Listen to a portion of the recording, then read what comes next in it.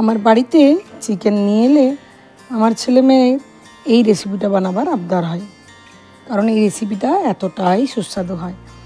আর যদি আপনারা তো অনেক রকম রেসিপি বানাচ্ছেন, এটাও একবার বানিয়ে দেখুন, আমি আশা করছি আপনাদের খুব ভালো লাগবে। চলুন প্রথমে ম্যারিনেটটা করে নিই। আর ম্যারিনেট কীভাবে করব, প্রথমে আমি 1 কিলো চিকেন খুব ভালোভাবে ধুয়ে নিয়েছি।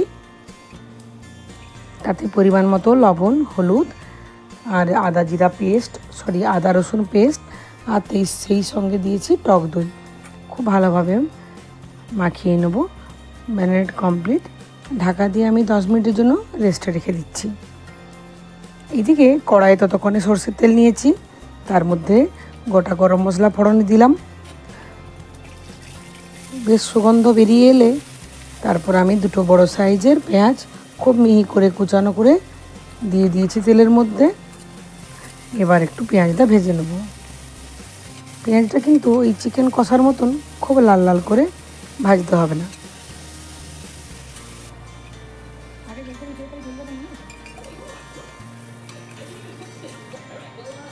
এরপর একটা বড় সাইজের টমেটো কুচিয়ে দিয়ে দিয়েছি পেঁয়াজের মধ্যে।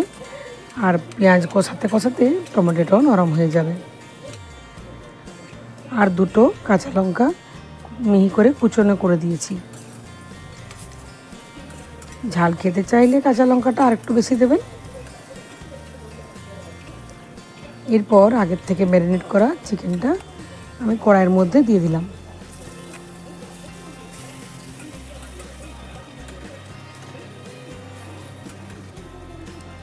খুব ভালো করে সমস্তগুলো মিক্স করে নিচ্ছি।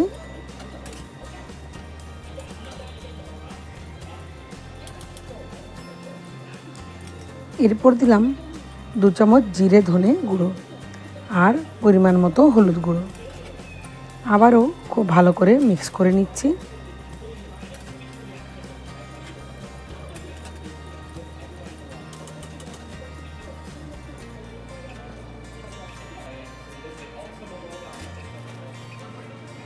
এবারে 1-1.5 চামচের মতো দিলাম কসুরি মেথি।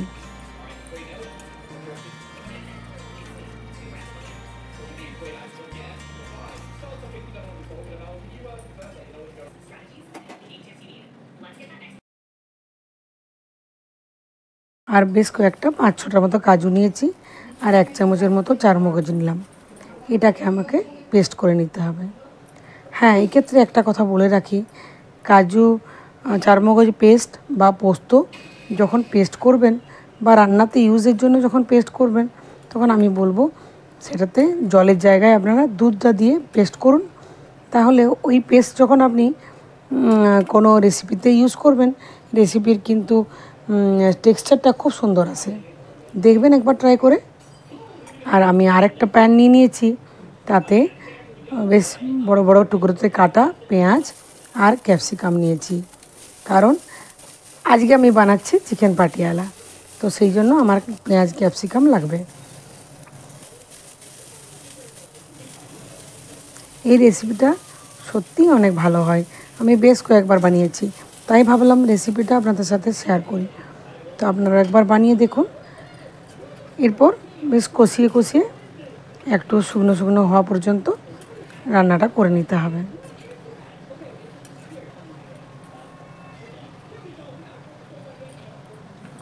এই রেসিপি কিন্তু রুটি, পরোটা, নান সঙ্গে কিন্তু দারুণ যায়। আর উপর থেকে ছড়িয়ে দিলাম ফ্রেশ ধনেপাতা। ব্যাস গরম গরমে সার্ভ করে নেব। তাহলে বলুন এই রেসিপি আপনাদের কেমন লাগলো। আর যদি চিকেনের এই রেসিপিটা আপনাদের ভালো লাগে তাহলে অবশ্যই লাইক দেবেন, এবং আপনারা আগে বানান, তারপরে কিন্তু আমার চ্যানেলে এসে আমাকে কমেন্ট করে জানাতে হবে যে আপনাদের এই রেসিপিটা কেমন লাগলো।